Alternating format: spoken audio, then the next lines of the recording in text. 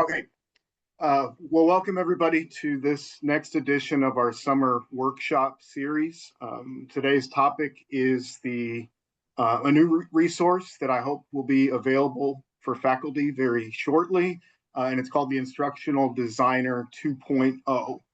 So the goals for today is I'd like to introduce this new resource to you. I'd like to explain a couple of possible ways that it can, support faculty and staff in course design. And I'd also like to share with you some resources and some templates that are built into this particular GBT. And hopefully, if there's time towards the end, allow for you all to practice utilizing it. Um, so what is it? Since I joined the college, there have been a lot of different discussions about the lack of instructional design support that we get through shared services and the fact that we don't have anybody at the college particularly dedicated to instructional design. So the reality of that is the brunt of responsibility for making updates and doing any of that work falls squarely on the shoulders of faculty. The other kind of guiding force for this was I've gone to a lot of conferences, OLC, HLC, the Assessment Institute in Indianapolis, and I'll go to these sessions, and I know David goes to a lot of the lightning sessions at OLC, and you'll go and you'll listen to a little elevator speech, and it'll be super exciting on the type of initiative that's taking place on their campus. And then you ask them a follow-up question afterwards, or maybe you get back to the hotel room later in the evening and you Google that particular institution and you find that they have an entire instructional design department with half a dozen instructional designers or an entire team that's dedicated to it. So my hope is that, because what I take away from that is the spirit of their initiatives are fantastic. I would love to see similar things going on at the college, but what I'm constantly trying to wrap my brain around is how do we take the ideas and the spirit of some of those outcomes and make that possible given the wonderful uniqueness of our institution in terms of size and all the various components of that. So this is what it is. It's an AI-powered assistant for faculty and staff here at the college to support course design, universal design for learning, accessibility, and it's also a tool that I hope will be very adaptive to your all's needs and walk you step by step to make course updates, content updates, course rebuilds a much more easy process for you. I'd like to throw out the disclaimer. It is definitely not perfect. At this point, it might not even be good. The purpose of today's session is to share it with you. And then, as Dr. Sunder always says, allow you to try to go in and break it. What are its shortcomings? What are its strengths? What is not working? What would you as faculty, specific in financial planning, want to be able to see this particular resource do? So I throw that caveat out there. I know it's not perfect, but today's session is really more to introduce it to you and then to start the conversation or probably the collaboration back and forth on how I can continue to make this a better resource for you as college faculty and staff. So when you log in, this is what you should see. It's just the basic homepage. It's got the Seedles branding on there and then some initial prompts. And Aman and David have definitely seen this piece of it already. I shared it with them a while back. But here's the configurations page of things I've tried to teach it, of files that I've tried to upload into it to make it more knowledgeable so that it can be a better resource for faculty.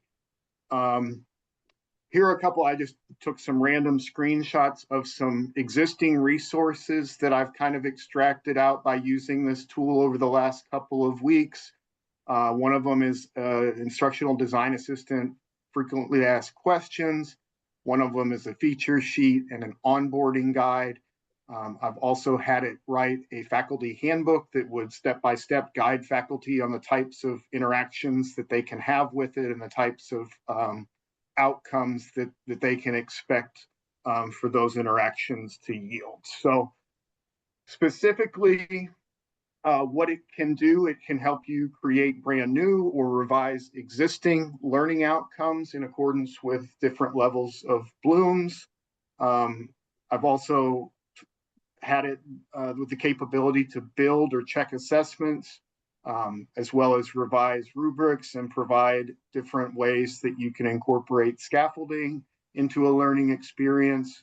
As I mentioned earlier, try to make sure that their universal design for learning principles are represented, and also that all of our course materials are accessible.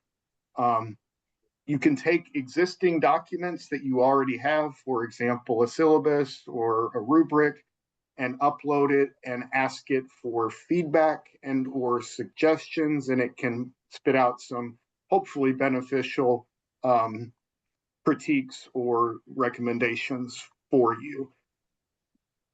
As part of the teaching it process, I incorporated what any instructional designer would recognize as really foundational theoretical frameworks. So the ADDIE model, which is analysis, design, develop, implement, and evaluate. I've taught it backwards design. Again, I already mentioned Bloom's taxonomy, and then Gagne's 9 events, Merrill's first principles, and again, universal design for learning. So what can it do specifically? Here is just some of the basic outputs that there's a syllabus generator where you can take a particular course that you teach and ask it to produce an output of a syllabus. You can include in that syllabus a module, so a schedule, basically, what's happening in week 1, what's happening in week 2. You can also utilize it as kind of a quick check in terms of accessibility. I've also built in there an assessment variety guide so that not everything is just multiple choice types of questions, that it involves case studies and scenarios and other types of assessments, as well as a number of just various readings and tools that I thought perhaps faculty might find as valuable in terms of working with this particular resource. Does anybody have any questions? I know I went through a lot. I think I was trying to make up for the late start. Questions or comments, I should say. Jeff, if you don't mind, share with us here what it's built, what's supporting the instructional design that it's doing. Like when Aman built Lauren, he uploaded a lot of stuff from the college catalog and course descriptions and things like that support what Lauren can do, what its knowledge base is. What's the knowledge base for this? Yeah, so I added a lot. I guess I go back, like the ADDIE model, where it has those, what is that, 5 different steps or 6 different steps, 5 steps. Backwards design, incorporated universal design for learning principles. So a lot of the theoretical stuff would be based on that. In terms of the other, I'd have to go back and look in the configuration. A lot of it was stuff that I just incorporated from my own background in instructional design. Things that I guess, have always utilized. But the theoretical stuff would primarily be this slide, what's listed here. I'm sorry, I meant more specific to the college. Does it have Bethany's rigor checklist and things like that in it yet? No, that I thought about that when Bethany was presenting at Faculty Senate. You know, once that's approved and the draft comes off of there, that would be an incredible resource to upload into that. I haven't yet because it's a draft and it was just reviewed by Faculty Senate today. But those are the types of college related Yes. or college appropriate types of things. All of the stuff that she has done in terms of assessment and basically the entire slide deck that she had for her academic rigor workshop, Right. all of those types of things would be appropriate to include in that. And I think that's really where I'm wanting you all to go in and help identify what isn't in there yet that would be a great benefit to have.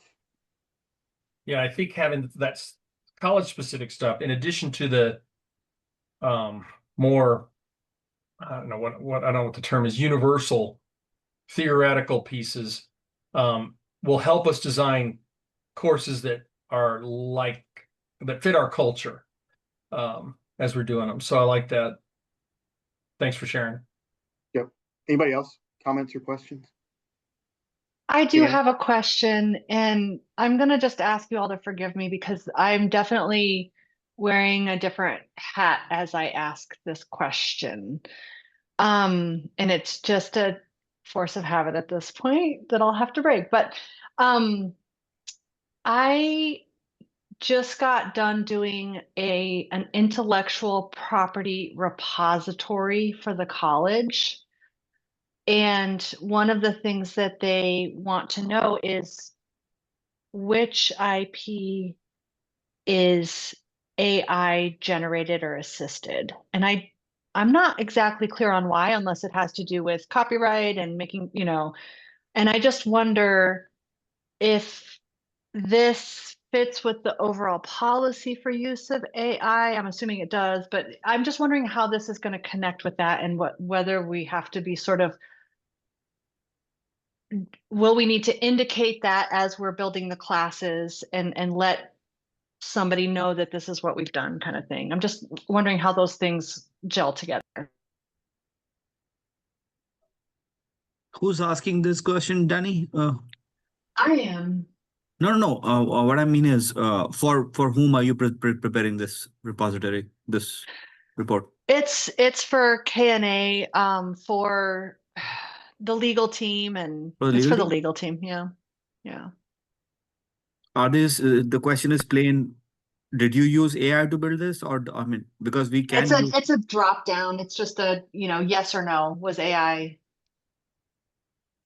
used for this? that's weird because we can use AI Yeah. to kind of assess something that we wrote and change the language a little bit, but not necessarily just write the thing for us. So it could be like 100% AI generated or AI assisted writing, or it just AI checked it for me and I wrote. I mean, what level are they talking about? If I Yeah. use AI a Well, little bit, is it AI? I mean, that's a good question. I don't know. I don't know where Yeah, that line is and what what this looks like. And I'm especially wondering about it here because I know we typically think about that as like our textbook, right? right. But they consider all that IP to be anything that that a student purchases and has access to. Is that why they So asked you to do this? Because that just seems like a really strange task to land. Yeah. it has to do with production and content, So it was, That's what they yeah, thought. Yeah. Huh. yeah. So that's why I know it's a little, this is amazing and I can't wait to use it. I just am wondering if there's some kind of, if we have to be mindful of that in some way. That's Because if, all. yeah, you're right. Because For an if answer, I Jeff say no. builds. We use all these tools. Yeah. Yeah. Yeah. Yeah, I mean, then if they say no, then we are preventing us from using Jeff's tool for if I want to use this AI, instructional Yeah. design Oh, framework. yeah. This is, yeah. So I'm not supposed to use it. I'm not saying that at all. I'm just wondering if this is and Amy says that we are, I mean, Full steam ahead until somebody yeah. tells me that I need to track and figure that out. Full steam ahead. Thank you, boss. Thank you. I need to stop worrying about this now. Yeah, I think one of the concerns are all those scientific papers that AI is generating that are incorrect. And that could be one reason they're worried about it. I do have a separate question is, can we talk to this? Can we speak to this and say, hey, change these test questions or whatever? Or is it all typing and reading? This instructional design 2.0? I've only typed prompts into it. I haven't like voice enabled stuff, but I don't even that Kathleen, that's just probably me personally. I don't talk to Siri on my phone. I text everything in. Maybe I'm just getting too old. I don't know. No, if it is a GPT, then Jeff, I think you can talk to it.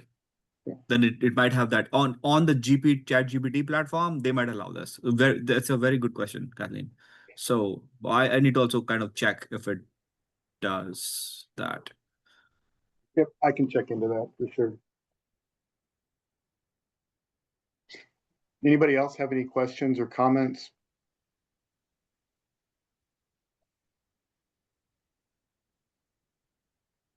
Can you all see the link, the try it now faculty activity? Can you all see a hyperlink there? I also put it in the chat, but that was before most of you got here, so I don't know if it's still in there or not.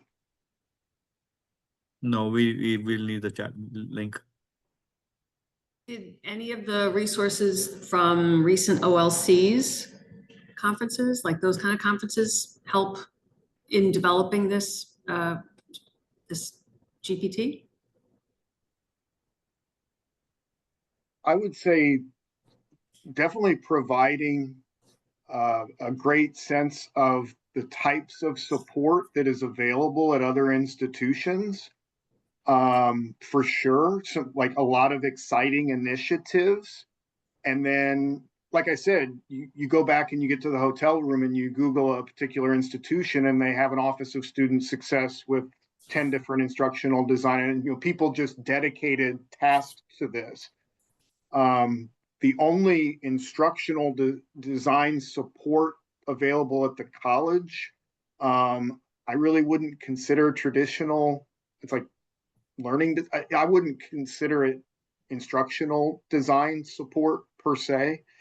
So I think for me it was how can we take some of the wear and tear off of faculty, and make this a more streamlined, easy approach. So I don't know that there was any specific. I think probably, Dr. Sarah, to answer your question, there were definitely things that I took away from. I would love for us to be able to do something similar at the college. How can we make that happen without a full-time LMS director or a full-time instructional designer dedicated solely to the college? I have another question. For this instructional design, is this going to be used for, okay, when I'm doing curriculum, I'm looking at doing the modules, I'm looking at doing test questions, and I'm looking at doing the slide deck. Would it be used for all of those or mainly just the curriculum? I think it'd be used for all of those. Good. Again, that's my hope, is that allowing faculty to collaborate and share what it is they really need as they prepare and update course material and content and repurpose and redesign things. I really want to create a resource that is in line with their practice and how they would like to work moving forward.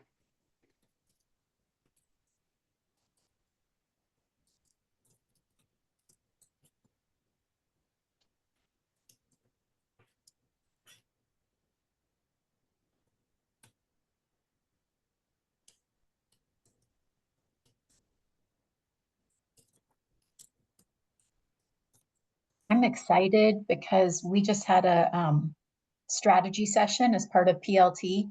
Every quarter we have an extended meeting where we talk about something very strategic related that we need to dive into a little bit more deeply. And our most recent strategy session, we were looking at syllabi across the college. And our syllabi are in woeful need of attention. And I believe that this GPT we're going to utilize it to start to take a look at some of these syllabi and see how it might help us improve them, utilizing the best practices that the GPT has learned in terms of accessibility and instructional design, et cetera. So I'm looking forward to that being almost a test case for use of the GPT as we move forward. I just reposted the link in the chat. Are you all able to see that? Yep, thank you. My hope is we just take a few. I really think that you all playing around with it. I mean, you can ask it to do whatever it is that you think you want. I don't know what output you'll get, but these three things are things that I did last night as I was kind of preparing for our session today. That I thought you could at least start to see the flow and how this thing kind of will interact back and forth.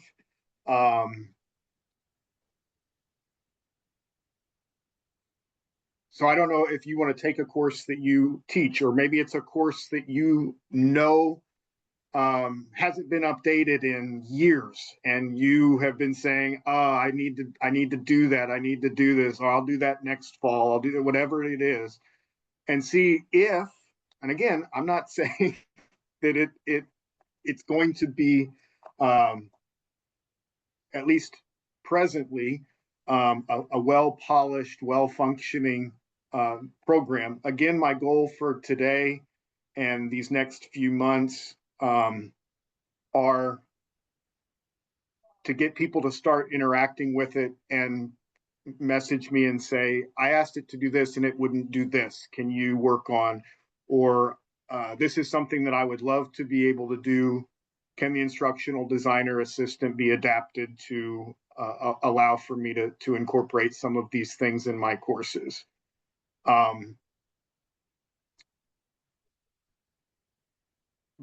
But to Amy's point, those are kind of the next steps. I really took a lot away from our strategy session when it came to syllabi. I think the collective takeaways from the group were there were some that were in much better shape than others, and there were some that hadn't been updated in quite some time. And I thought that this would be a great, as Dr. Rell said, a great test case for what kind of shape is this thing actually in.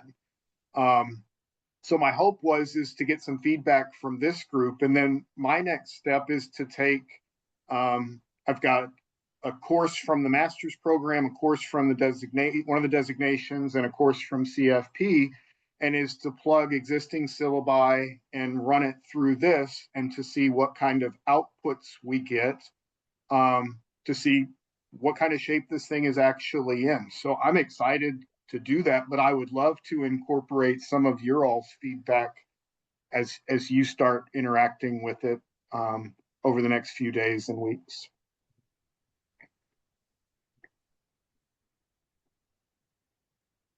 Hello, it's me again. When I was working on curriculum earlier this year, I was looking at the PowerPoints going, is there a way we can make this more engaging with our clients?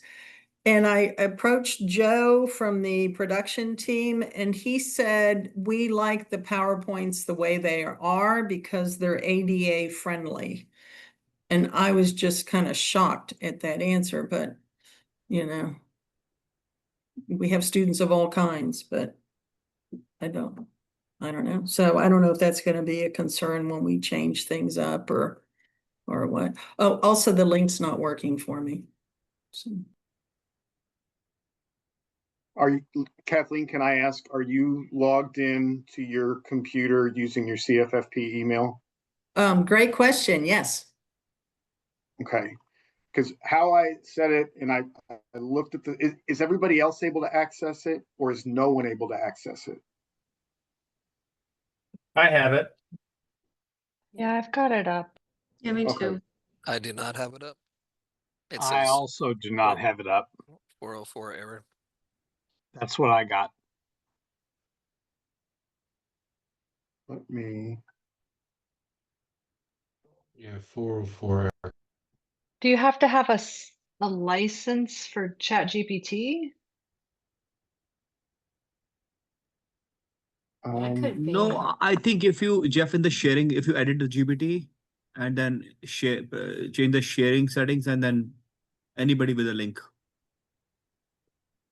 it will open it up a little bit more outside CFFE, but people will be able to just click the link.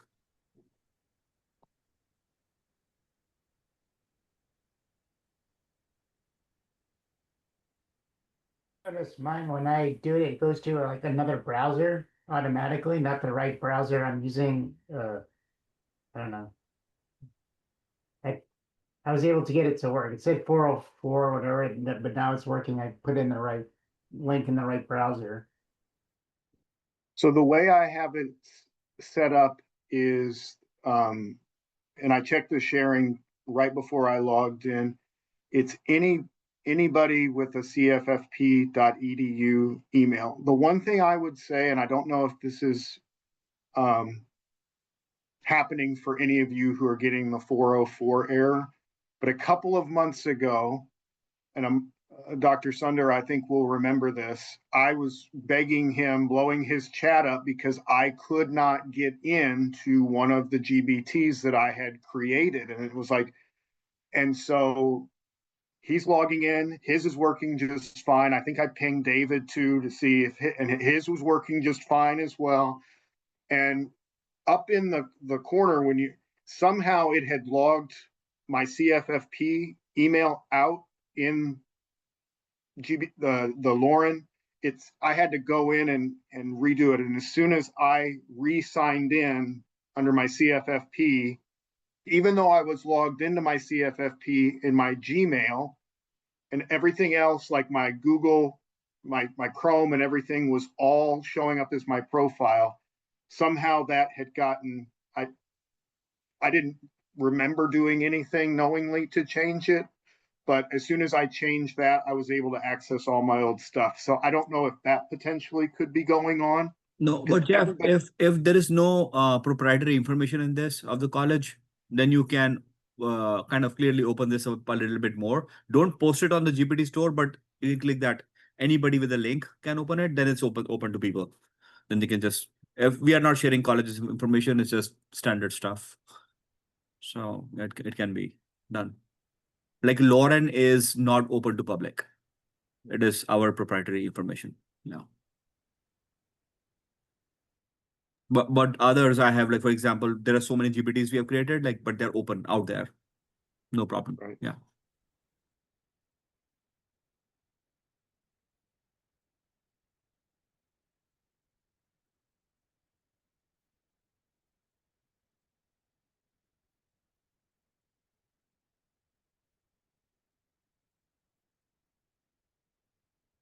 Well, if everybody's okay, I'll tell you what I'll do, since that seems to be an internal question. I'll go ahead and just thank you all for coming, and I'll go ahead and stop the recording, and then I'll get out and see if I can update something so that people that are having issues getting in, see if we can get them squared away before we leave today. Is that okay with everybody? All right. Thank you all very much.